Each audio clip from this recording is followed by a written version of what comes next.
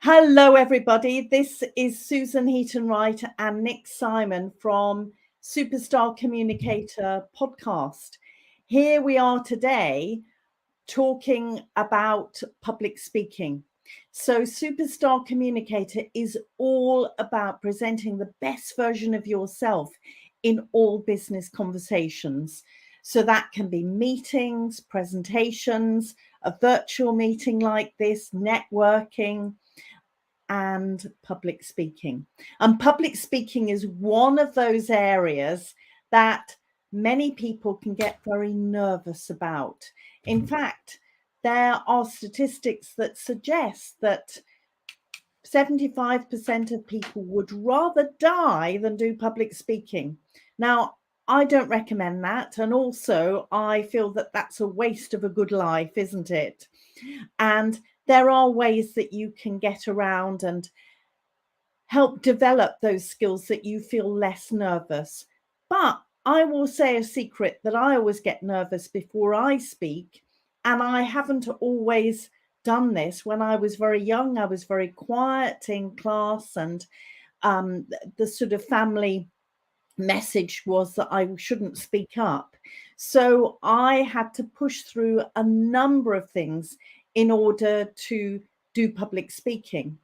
And this session is all about asking questions around public speaking. And I know that people have been sending in questions, and Nick has got some to ask me. But before we carry on, I would say that even when we're having a one-to-one conversation, we are public speaking. As soon as we're speaking to somebody else, we are public speaking. Would you agree with that, Nick? Yeah, definitely. Good. I'm pleased that you agree with me on that. So if we can reframe our mind and say that unless you're mute, unless you don't speak to anybody at all ever, you are public speaking. So you're already doing it. And it's a case of stepping up and seeing how you can increase that and empower yourself to step up and do it, because it's really important for professional development, for career development, that you are able to do this. So, Nick, you've got some questions. Yes. So the first one, Susan, is how can I get some experience in public speaking? Oh, that's a really good question. And thank you very much for that question.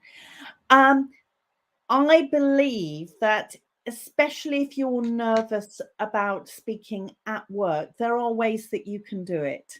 One of them is Toastmasters. And I know a number of very, very good international speakers who have gone through the Toastmasters route, where they learn about speaking in front of other people, sometimes with a topic at short notice, and they get feedback, and it's a very, very useful thing to do. Another thing that you can do is that some charities are desperate to have speakers to represent them. I know that there's an organization that I worked with. I volunteered my time a couple of years ago, where they created an ambassador program, of which speaking on behalf of the charity and delivering short speeches to companies that had provided money and things like that. They did that, and I created a training program for that, so that people could have a go and they would be able to develop their skills and get used to the nerves that you feel beforehand. So those are two great ways that you can do that. Great. And I think what you said earlier about if you're speaking to one person, that is public speaking. I think you can also sort of reframe your mind into thinking that way, that if, well, I've spoken to one person, then that's technically public speaking. Therefore, one person and 100 people is basically the same. And if you reframe it in that way, you can easily get better at practicing the public speaking aspect and eventually, yeah, speak to a whole crowd or something. I think you've made a really good point there. It's a case of thinking about that conversation where you're having with one person. So I know that broadcasters, radio broadcasters, who again can't see their audience, they will think about one person that they are speaking to. And if you can think about that one person that you're speaking to in the audience, that you're having a conversation, then that makes it easier. But I'm sure there are some other questions around that. Great. And what is the most important point to consider when speaking? Oh, yes. Now that is purpose and the audience. So why are you speaking to the audience? It's not about you. What am I saying? It's about the audience. Why are they there? Why can they be bothered to listen to you? What are they going to get out of listening to you? And the mix of the people that are there. So, for example, if I was speaking to some of your contemporaries, Nick, talented people in their early 20s, I would probably be delivering a different style of speech to people that were older. And so we need to think that, and also think of the seniority, which sector they're in. So you're in the music sector, whereas if I was speaking to people from the insurance sector, that would be very different. So it's all about the audience and the purpose of the speech. Mm, great, yeah. And I guess that you speak to different people in different ways, so that kind of connection you get when you're public speaking. If you're speaking to a crowd of a certain group, and they are unable to connect to you because you're speaking to them in a different way, that can sort of stifle your um, ultimate thing you're trying to say to them. So I think that's definitely an important factor. And I think that you've hit on another point as well, that different different groups of people, and I don't want to stereotype, but if say I were speaking to musicians, obviously I'm a former musician, and using very technical words from insurance, for example, I would lose the audience. So you've got to think about the audience and what they know, what language is familiar to them. Great. And now we are doing more online materials. What can we do to modify your speaking? Oh, that's a really good question. I mean, first of all, I feel that when I'm speaking virtually, I make sure that I fully engage the audience. So I know that there are people watching today. And remember, if you have got questions, don't forget to leave them in the comments. The thing is that when you're speaking virtually, you can't see people in the same way that you would be when you're face to face. And you're not going to pick up the energy in the room or the atmosphere. So the way that I deal with it is that I ask lots of questions and I make it interactive. So I will have slides that are very interactive, that they don't have many words on them. But I ask questions, I ask polls, I actively encourage people to ask questions and to comment on it, because inevitably people have got different experiences and there might be something that someone shares that is brilliant and will be of huge value to the people who are in the audience. So that's what I would do. I think also you really need to think about the lighting and the sound and keeping things moving in a way that you wouldn't necessarily do when it was face to face. So having a poll every 4 or 5 minutes, having a question, keeping things going, so that the audience is attention will still be there. Great, yeah, and it's sort of the way you say it. It's sort of like being a newscaster or something. They have materials that they're given, and they have to quickly say it and get it solved, and then move on to the next thing, so that a kind of interest and um, momentum of information is kept. Absolutely. It is a case of keeping everybody's attention.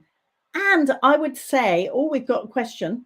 I would say that if we are in the room, because things have really changed with public speaking face to face, we are seeing less big keynote speeches, when there are hundreds of people there for 45 minutes. And now clients are wanting a shorter speech and more Q&A, which I think is brilliant.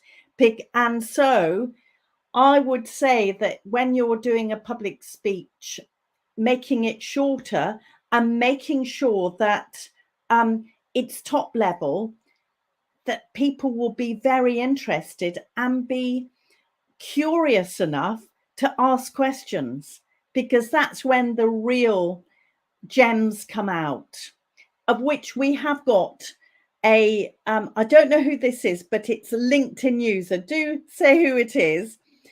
You hit a brick wall in the middle of your speech. You stumble over your words and your brain simply won't pass go. Your nerves now have a complete hold of you. What advice do you help these types of situations? I hope that hasn't happened to you. But I would say, if I were to ask some of my public speaking friends and myself, we have all had one of those scenarios where all of a sudden our brain just goes blank. And I think that what you need to make sure you do is to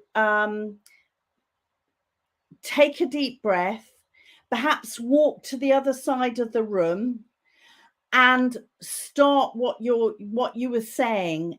Look at the slide that you've got to remind yourself. Or if you're not using slides, why not ask a question related to your topic? If I were in the room with you, I would be asking, I would be using some physical techniques. There's one that I often use, which is called diva feet, which is a way of really standing or sitting, if sitting diva, where you are relaxed.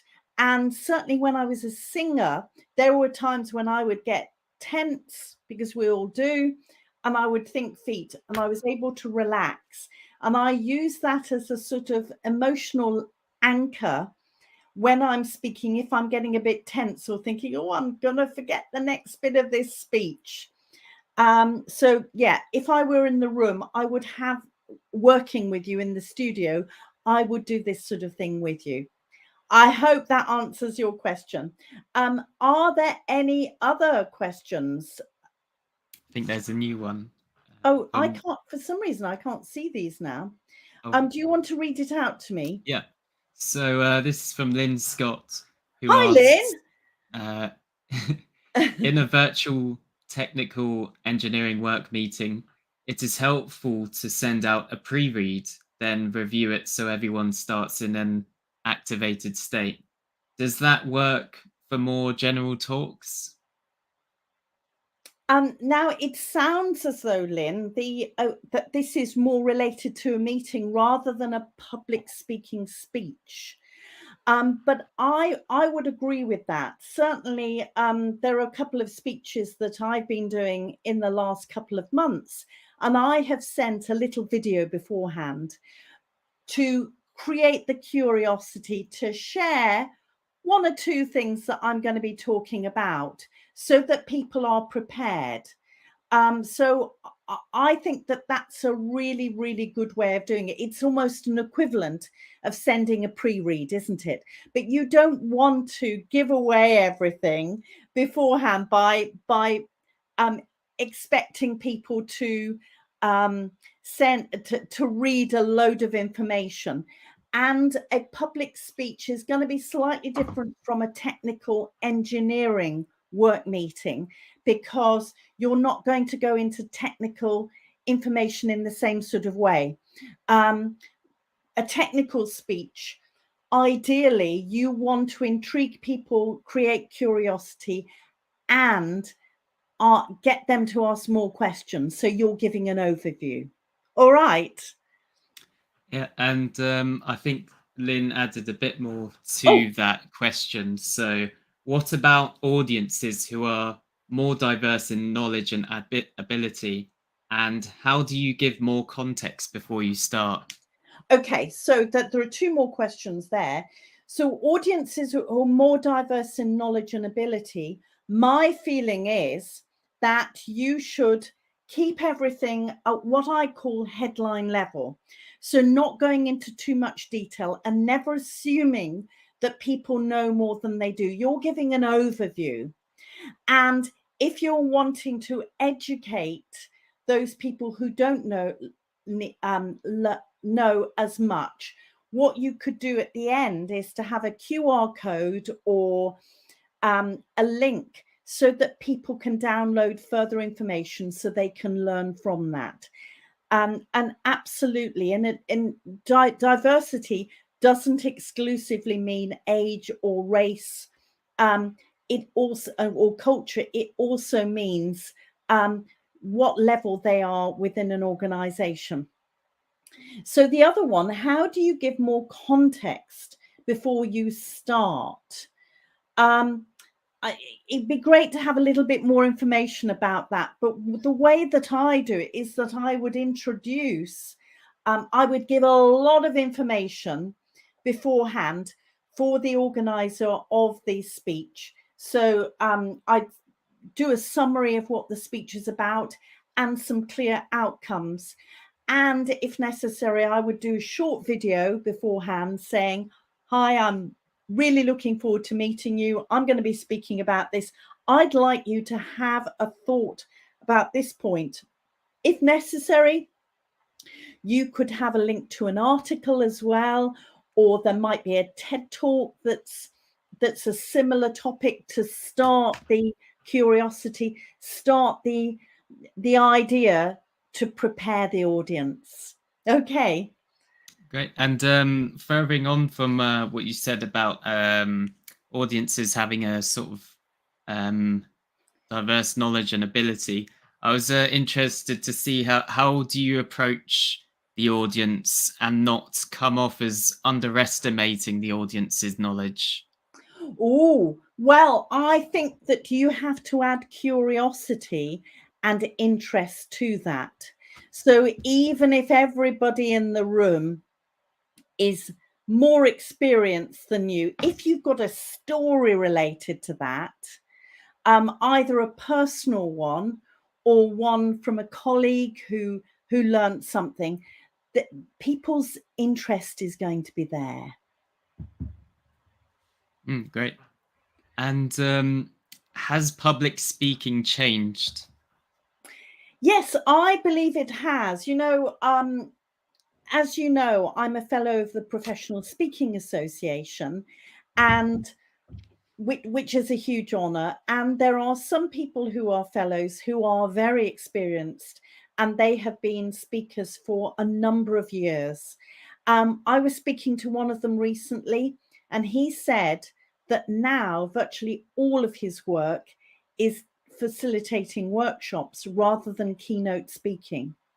And there are a number of reasons for that. One is that, of course, there are less conferences and events. People are, even since the pandemic, even though we're now open up, there are fewer big conferences because organizations have seen that virtual events do work. And so there are a few of those available. And also, if you are a public speaker and you come and deliver a speech, they're not going to ask you to do it the same thing the following year, because they want to have new speakers for it. Another thing, and I did mention that earlier, is that there is a demand now for more short speeches and more Q&A. So if you're an expert, you've really got to know your stuff, because when people are asking questions like people are now, that you've got to be ready to provide really good quality answers there. And that's with the added people are on the internet as well, so they can look up whatever information you're They're saying. all on their phones. Yeah, exactly. Absolutely. I think that you've hit one very important nail on the head, and that is, if you are not totally sure of an answer, perhaps there's some statistics or analysis. Say, I don't have that information to hand. Can I take your email and I will send that information out?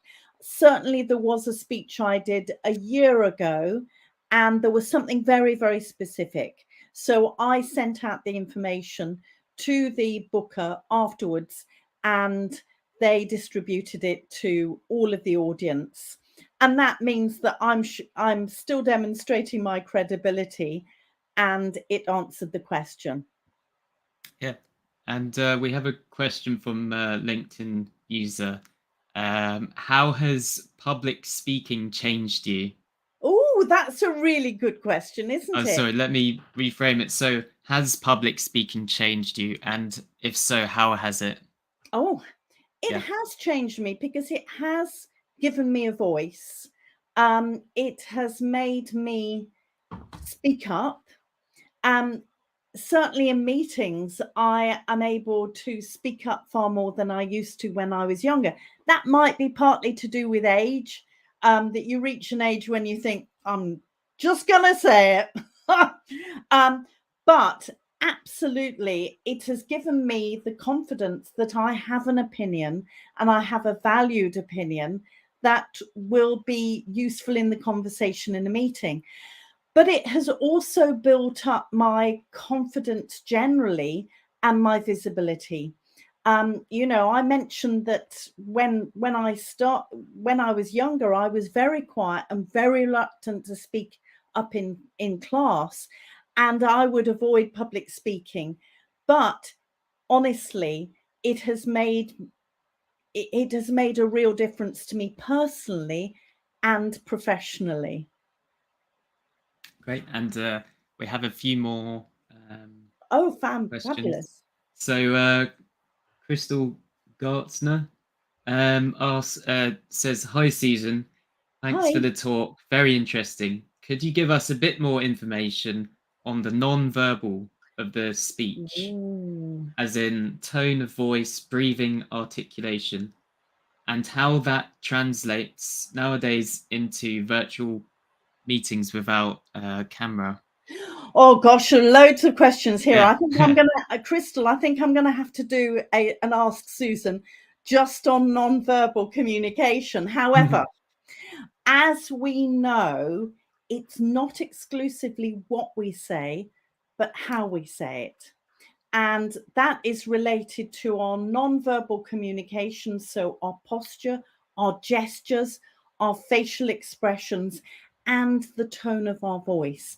And if you've been on one of my virtual masterclasses, I often mention the fact that the tone, the pitch and the tone of our voice alters in different business conversations.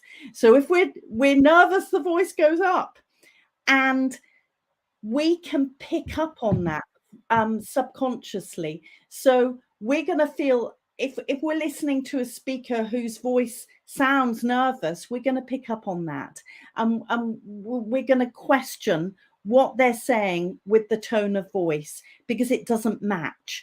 And that's the thing, we've got to match what we say with our gestures, with our facial expressions, with the tone of our voice. And you said that how that translates nowadays in virtual meetings without a camera. Well, the thing is that if you don't have a camera, people are going to pick up on the tone of your voice far more.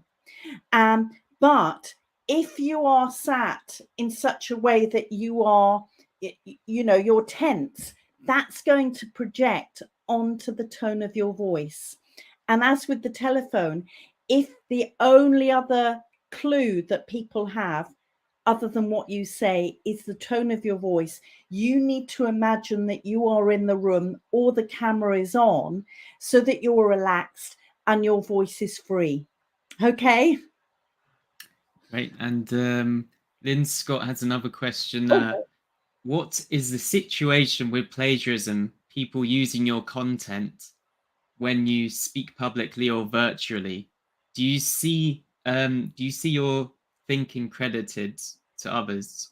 oh, that's a really good question. I remember, one of the things that I talk about is diva feet, and I'm not sure, Lynn, if I talked about diva feet when we met, but diva feet is a term that I've been using for a number of years, a really good way of a neutral way of standing for men and women when they're speaking. I remember going to a conference and there was a speaker there who used the words diva feet and got us all standing. I am delighted to say that they didn't do it totally correctly. However, they used the term diva feet.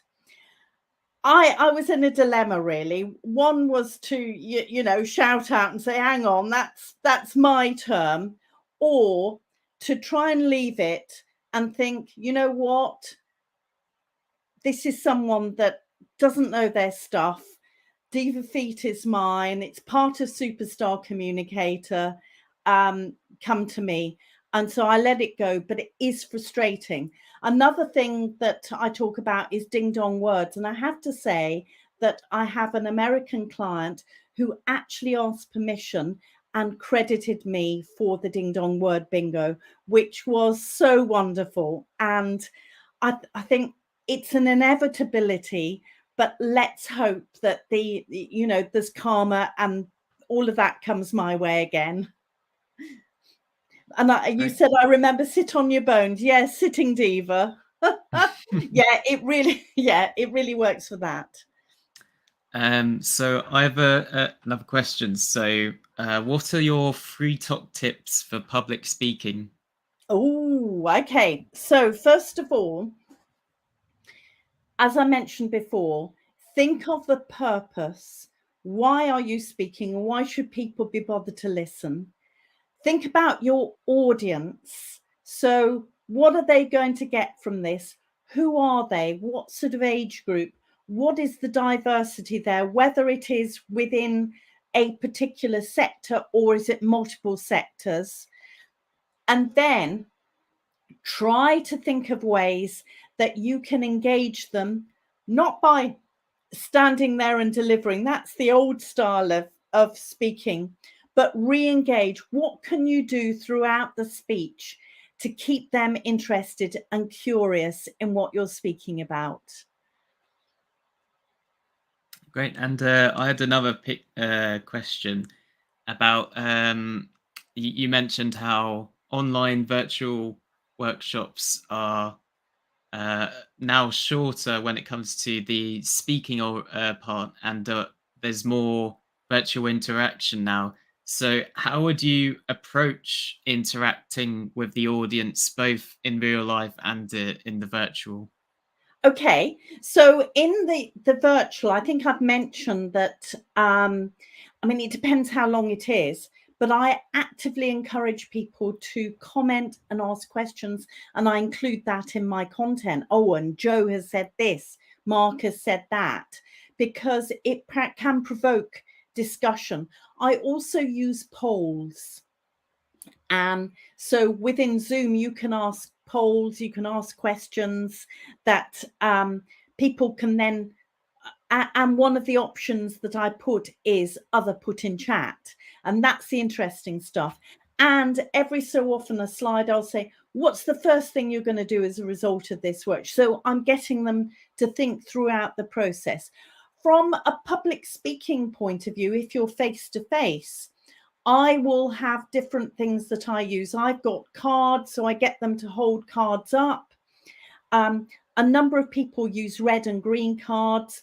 I'm aware that there are some people who are colorblind, and those are possibly the worst colors to use for that. So we need to be aware of that those people don't feel confused. So I use different colored cards for that. I also use interactive polls. So there are various platforms like Mentimeter, Aha Slides, Slido, that you can get people using their phones to vote for particular things. And it's keeping that interaction there. And of course, encouraging people at the end to ask questions. Great. And this is a bit of a weird question. How is you've been on radio, I think, before. Is online speaking similar to radio, or is it sort of a different kind of speaking? It is quite different because the radio presenter is, unless you're in the studio with them, they're at another location. So you're having to listen and take the vocal tone as being part of the cues. And also there are occasions, I'm not going to mention names, but one on Radio 2 that I was asked a question, and it was all about her rather than having a proper conversation. So you've got to go with that. It's not necessarily you in charge or you as the VIP. You're there to prop them up sometimes. And how has your background in opera singing and performing helped you with public speaking? Oh, that's a good one, because people often think that I'm only working on the voice, which is not true. I mean, you know, even when you're working on the voice, it's so closely related to your posture and your nonverbal communication anyway. They should never be separate. But definitely the performance side and preparation, mental and physical preparation, have been really useful for that. Learning to manage your nerves, learning your content, understanding that the audience, the way that they react to what you say. Of course, in opera, you're not, that there is a score, so you're not able to improvise then. Huever, you are aware of the energy in the room face to face when you are performing. So, you know, the huge similarities. Great. And going off of that kind of idea of confidence, how do you show confidence in virtual public speaking as opposed to real life? Again, a really good question. I mentioned about the voice. If you're not confident, that's going to show in your voice, isn't it? You're going to sound a little bit nervous, and people pick up on that. But also, if you've got a screen, if you've got a camera on like I have now, the way you present yourself with your nonverbal communication, with the way that you sit or stand, your facial expressions are going to demonstrate that you're either confident or you're really nervous. Great. And so going off of that, the idea of preparing for public speaking, how much should you prepare for a public speech, and how much should you open yourself up to kind of going with the flow kind of sections where I guess it would be interacting with the audience? Oh, that's a really good question. I mean, definitely you should know your speech. There's no doubt about it. I don't like mentioning politics, but there is a previous prime minister who definitely was a winger on this and would and make it up as they went along. And I don't want to be that person that is disrespectful to an audience who've taken time out of their busy lives to listen to me. So I make sure that I'm completely prepared, and to provide the very best version of the speech that I can do. Obviously, if there are interactive bits, so if there's a poll that's on Mentimeter, and particularly if the result is quite different from what you said, you're going to comment on that, and that is a real gift. And certainly when I will always leave enough time to include a comment about that, and maybe I'll ask another question. But those are only small sections. Okay. And we've got a question from Lee Hope. Lee Hope, how should you move around the stage to give or show confidence when talking to a live audience? That is a really, really good question. I mentioned about diva feet earlier on, about that sort of natural way that you can stand, and it's almost an anchor, particularly when you're feeling a little bit nervous. But it's perfectly normal to move around the stage. However, I attended a conference a couple of weeks ago, and there was a speaker there that was clearly very nervous, had some fantastic things to share, but he was nervous. And he was literally walking around in circles to the point that it was disrupting the experience for the audience, because we were all distracted by that. So I feel that you can say something in one place, perhaps walk a couple of paces to another direction to start a new part of the topic. But I would avoid walking around the whole time, because it can distract. Great. And I recently did a showing of my portfolio to Ooh. some video game programmers. And I found it was a long time since I did public speaking in that way. And I ended up having a minute of time to speak. And my plans of what I was going to say, I got through it very quickly in about 10 seconds. I'd just spoken what I was going to say too quickly. So, how do you keep yourself from speaking your speech too quickly Ah, and sort of giving yourself time to say those things? okay. So quite often when we're nervous, we speak faster, and our hearts are pumping. We might be getting nervous. We might be breathing more shallowly. If you feel that that's happening to you, try to slow down both your heartbeat and your speech by trying to take deeper breaths. It might feel unnatural, but it's going to slow down your speech so that it becomes easier for other people to listen to you. Great. And what kind of extra things do you suggest people should add to their public speaking? So things like videos or images or that kind of thing. Yeah. I'm really pro lots of images. Partly, I'm going to tell a secret. It helps me when I'm doing speeches that I'm not as familiar with. It reminds me where I am in the speech. And also, I put in the bottom right-hand corner what the next slide is about, so that I look at that and it reminds me. And a number of speakers do that. As with videos, I feel that provided they are relevant, then that's absolutely fine. But I've sat through too many speeches when there's a 5 minute video that you get the impression that they are filling up time with that, and it's not really relevant. But there are some people right at the end will have maybe a 30-second, 1 minute video that is related and finishes the speech. And that can be a really good way to finish a speech. Mm.